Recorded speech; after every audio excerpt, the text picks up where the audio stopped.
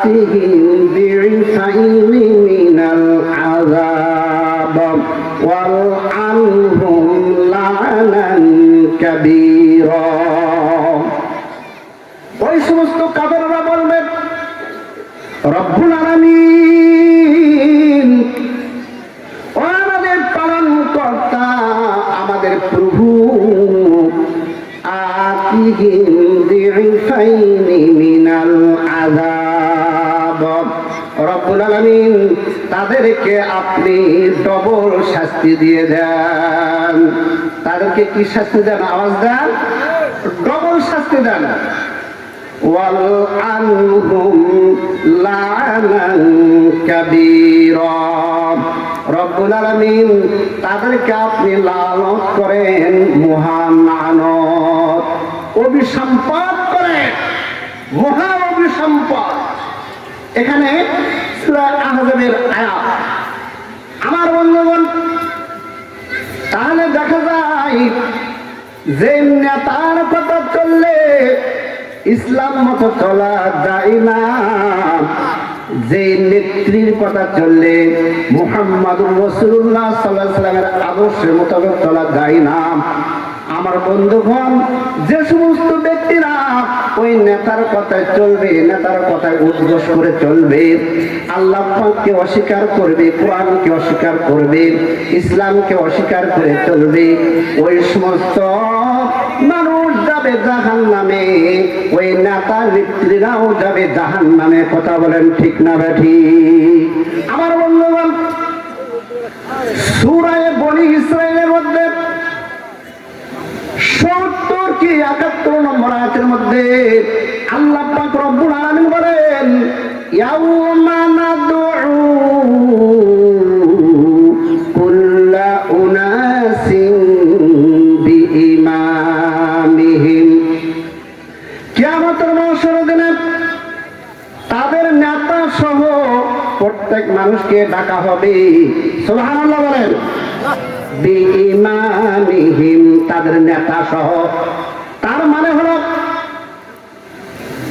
আল্লাহ পাক রব্বুল আলামিন কিয়ামতের মাহশরের দিনে বলবেন ও ইব্রাহিম আলাইহিস সালামের নেতার লোক দাঁড়াও এইদিকে আসো বলেন না সুবহানাল্লাহ আল্লাহ পাক রব্বুল আলামিন বলবেন ও মুসা নবীর ও মুসা আলাইহিস সালামের নেতার লোক তোমরা উঠে এদিকে আসো আল্লাহ পাক রব্বুল আলামিন ডাক দিবেন ইয়াউমা নাদউ কুল্লা উনাসিন বিইমামিহিম বনী ইসরাঈলের 70 কি 71 নম্বর আয়াত হবে আমি ডাইরেক্ট কোরআন থেকে বলতেছি কোন হাদিস বলতেছি না আল্লাহ পাক রব্বুল আলামিন বলেন ও ঈসা নবী নেতার লোক তোমরা এই দিকে আসো কখনো আবার বলবে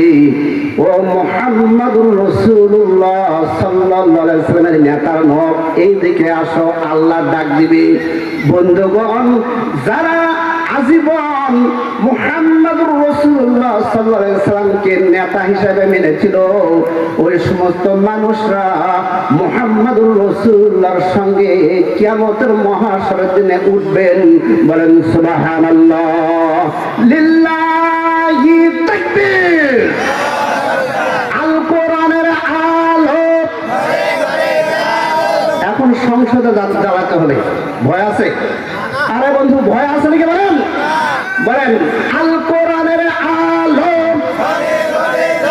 সংসদে জ্বালো কিভাবে আবার ঘরে ঘরে ঘরে নিজের মধ্যেও জ্বালাতে হবে ঘরেও জ্বালাতে হবে সংসদেও জ্বালাতে হবে কথা বলেন ঠিক না ঠিক আমার বন্ধুগণ এখানে আমার থেকে ভালো জাননেওয়ালা মুহতামিম সাহেব আছেন আমি কোরআন থেকে বলতেছি ইয়াউমা নাদউ কুল্লা উনাসিন বিইমামিহিম আল্লাহ পাক রব্বুল আলামিন কিয়ামতের মাহশরের দিনে ডাক ডাক দিয়ে বলবেন, নেতা সহ সমস্ত মানুষগুলোকে ডাকবেন। আল্লাহ পাক রব্বুল আলামিন বলবেন, ও ইমাম আহমদুল্লাহ হাম্বল নেতার লোকেরা দাঁড়াও, ও ইমাম শাফি রহমতুল্লাহ আলাইহির নেতার লোকেরা দাঁড়াও, ও ইমাম আবু হানিফা রহমতুল্লাহ আলাইহির নেতার লোকেরা দাঁড়াও। আল্লাহ পাক রব্বুল আলামিন ডাক দিয়ে বলবে, ও ইমাম আহমদুল্লাহ হাম্বল, তুমি তো মুহাম্মদুর রাসূলুল্লাহ সাল্লাল্লাহু আলাইহি ওয়াসাল্লামের নেতার লোক, এদিকে আসো। ও ইমাম শাফি, তুমি তো মুহাম্মদুর রাসূলুল্লাহ সাল্লাল্লাহু আলাইহি ওয়াসাল্লামের নেতার লোক, এদিকে আসো। ইমাম আবু হানিফা, তুমি তো মুহাম্মদুর রাসূলুল্লাহ সাল্লাল্লাহু আলাইহি ওয়াসাল্লামের নেতার লোক, তুমি এদিকে আসো। বন্ধুগণ, যখন এইরকম করে ডাক দিবে, বলেন তো এই আওয়াজটা শোনা মাত্র ভালো লাগবে না খারাপ লাগবে? ও বন্ধু, আওয়াজটা কেমন লাগবে? আমার বন্ধুগণ, আবার যখন ডাক দিয়ে বলবেন, ও নমরুদের নেতার লোক দাঁড়াও দাঁড়াও, ও ফেরাউনের নেতার লোক দাঁড়াও, এইদিকে আসো। ও আব্রাহার নেতার লোক তোমার এইদিকে আসো। ও জারজবুজ নেতার লোক এইদিকে আসো। ও আবু জেহেলের নেতার লোক আসো। কি ভাই, বুঝতেছেন? বুঝতেছেন কথাগুলো কি বুঝা যায়? চলবে অল্প সময়, আমার তো কয়েক মিনিট বাকি আছে। আমার বন্ধুগণ, এক এক করে বলবে, ও উতবা সাহেবের নেতার লোক দাঁড়াও, এই দিকে আসো। আবার যদি বলি, ও ইরশাদ নেতার লোক এই দিকে আসো। ও জিয়াউর রহমানের নেতার লোক এই দিকে আসো। আবার যখন বলবে, ও মাননীয় প্রধানমন্ত্রী শেখ হাসিনার নেতার লোক নেত্রী লোক এই দিকে আসো, বলবে কি না? আরে ভাই, বলবে কি না? বলবে। আমি তাফসীর পড়েছি, এরকম গুমরাহ লোকদের নাম ধরে ধরেও ডাকবে কিয়ামতের মহাশরের দিনে। আমার বন্ধুগণ, আমি জেনেছি, এটাও জেনেছি, আমাদের আগে সাবেক মাননীয় প্রধানমন্ত্রী কথা বলেছিল, মা কালী দুর্গার এই সময় আসছে, এই জন্য সব ফসল ভালো হয়েছে, বেশি হয়েছে। মা কালী দুর্গা এসেছে, এই জন্য আমার ফসল ভালো হয়েছে। একজন প্রধানমন্ত্রী যদি এই ধরনের কথা বলে, সেরে কি কথা বলে বলেন তো? ওই প্রধানমন্ত্রী মুসলমান থাকলো না, মুসলমান থেকে বহিষ্কার হয়ে গেল। বলেন তো, রেজেক কে দেয়? ফসল কে দেয়? না মা কালী দেয়? যখন আল্লাহ তাআলা বলবেন, ও শেখ হাসিনা, তুমি যে বলেছিলাম মা কালী দুর্গা নৌকার চড়ে আসছে বা কিছু জিনিস ধরে আসছে, এই জন্য ফসল বেশি হয়েছে, বলতো ফসল দেওয়ার মালিককে? তখন এই কথার মধ্যে শেখ হাসিনা আটকে যাবে। এর জবাব না দেওয়া পর্যন্ত শেখ হাসিনা আটকে যাবে। যারা শেখ হাসিনার আনুগত্য করেছিল তারাও বেঁচে যাবে। হ্যাঁ, বেঁচে যাবে। হুজুর বলতে, হুজুর শেখ হাসিনা কোথায় ভাই, এখানে কোথায় আছে দেখান, আমি দলিল দেবো। আর কোরআন থেকে ডাইরেক্ট দেবো, কোরআন থেকে আমি বলবো, কোরআন থেকে বলবো।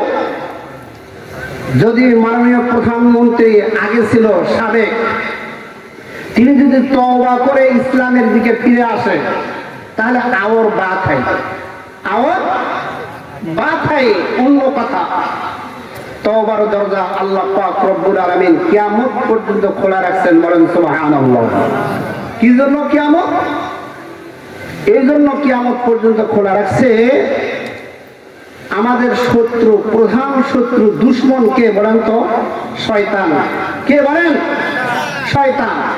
শয়তান আল্লাহকে বলেছিলেন যে মাবুদ, আমি তো বিতাড়িত হয়েই গেলাম আদমকে সৃষ্টি না সেজদা না করার কারণে। আল্লাহ তুমি একটা আমার একটু আবেদন একটু শুনতে হবে। বলে কি বলো? আমাকে একটু কিয়ামত পর্যন্ত হাত দারাজ করে দেন। কোথায়? ঠিক আছে, শোনা গেল, তোমার আবেদনটা কবুল করা হলো, মঞ্জুর করা হলো। তবে আমি কিয়ামত পর্যন্ত ক্ষমার দরজা খুলে রাখলাম।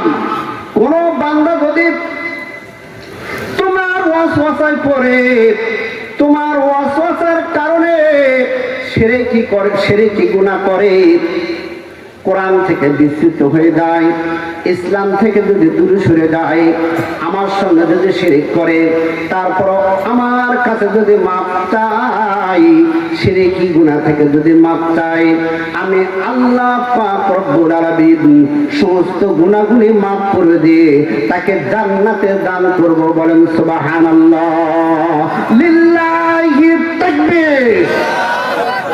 আল্লাহ পাক রব্বুল আলামিন শয়তানকে ডাকতে বলেন, শয়তান রে, ঠিক আছে, আমি তোমার হায়াতকে কিয়ামত পর্যন্ত দারাজ করে দিলাম।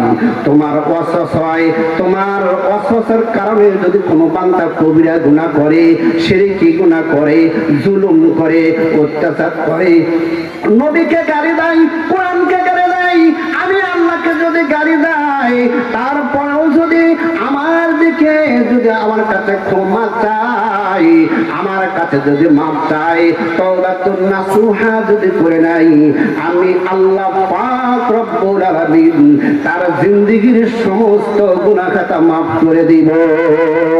সুবহানাল্লাহ বলেন।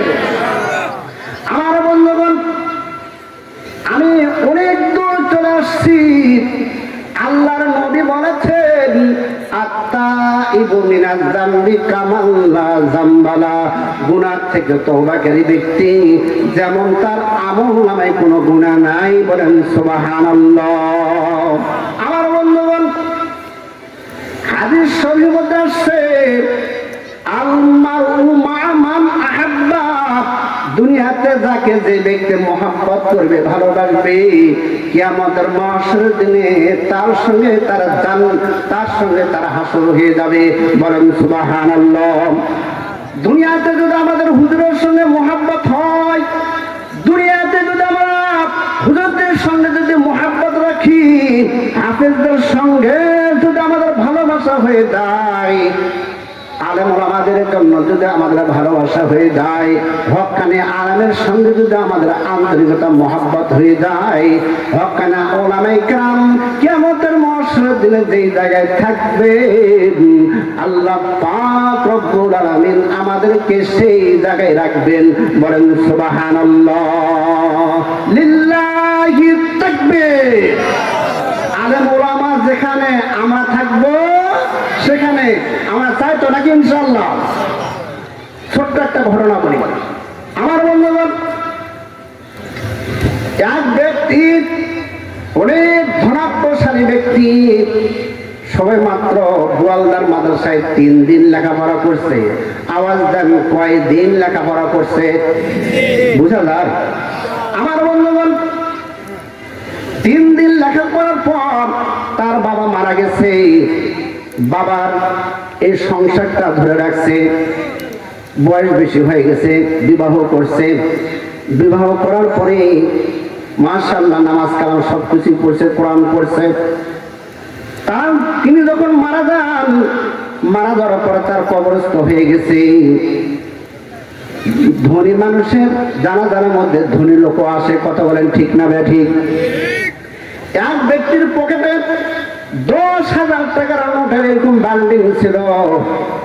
যখন ওই ব্যক্তিকে কবরস্থ করেছে, 10,000 টাকার নোটের বান্ডিলটা ওই কবরের মধ্যে পড়ে গেছে। কবর দিয়ে যখন চলে আসছে, রাস্তার মধ্যে দেখে, পকেটে হাত দিয়ে দেখে যে 10,000 টাকার বান্ডিলটা নাই। দৌড় মানে মুফতি সাহেবের কাছে চলে গেছে। হুজুর, কেবল টাটকা খবর দিলাম হুজুর, সবে মাত্র, কিন্তু আমার দৃঢ় বিশ্বাস যে টাকাটা ওই কবরের মধ্যে পড়ে গেছে। মুফতি সাহেব হুজুর বলেছেন, ঠিক আছে, কেবল নতুন খবর, তোমার যেখানে বিশ্বাস আত্মবিশ্বাস হয় যেখানে টাকা পড়ে গেছে তুমি সেখান থেকে মাটিটা করে টাকাটা নিয়ে আসবা। আমার বন্ধুগণ 2-3 জন লোক সঙ্গে করে নিয়ে আসছে। নেওয়ার পরে দেখা যায় টাকা ঠিকই আছে কিন্তু হুজুর নাই। টাকা বলেন বলেন, টাকা ঠিক আছে, হুজুর হুজুর নাই। হুজুর কি জন্য বলে? ওই যে 3 দিন যে লেখাপড়া করছে গোয়ালদার মাদ্রাসায়, এই জন্য হুজুর বলে। আমার বন্ধুগণ আবার দৌড় দৌড় দৌড় মুফতি সাহেবের কাছে দৌড় এসে বলতেছে, হুজুর টাকা তো ঠিকই পাওয়া গেল কিন্তু হুজুর পাওয়া গেল না, আছে একটা মহিলা। তখন হুজুর সহ চলে গেছে তার বাড়িতে। যাওয়ার পরে বলতেছে, হুজুর কি করা যায়? মহিলার বাড়িতে যখন চলে গেছেন দরজার মধ্যে এরকম টক টক টকের আওয়াজ দিছে। দরজা খুলে দিছে।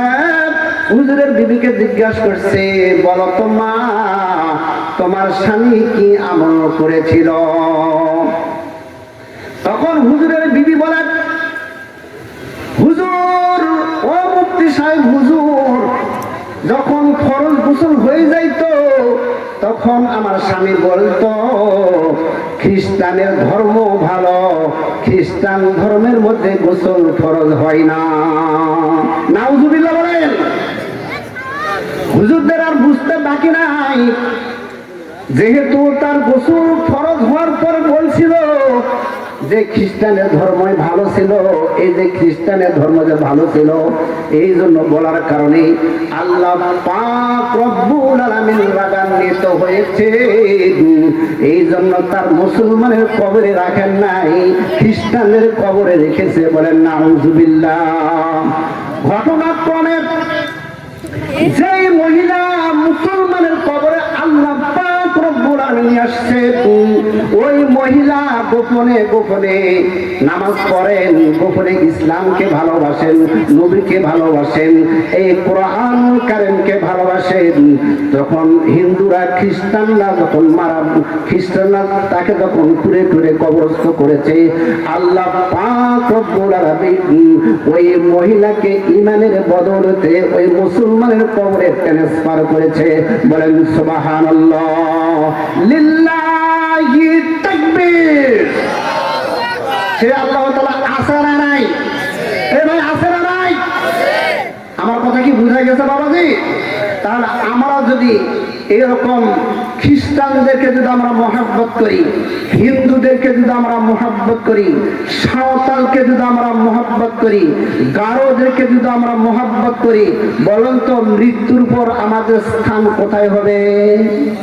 বলেন বলেন কোথায় হবে? ওই খ্রিস্টানদের কবর, ওই গারোদের কবর, ওই হিন্দুদের কবর। কথা বলেন ঠিক না ঠিক? আল্লাহর নবী বলেছেন, আল মারউ মা মান আহাব্বা, দুনিয়াতে যার সঙ্গে যার মহাব্বত তার সঙ্গে তার কিয়ামত। বলেন সুবহানাল্লাহ।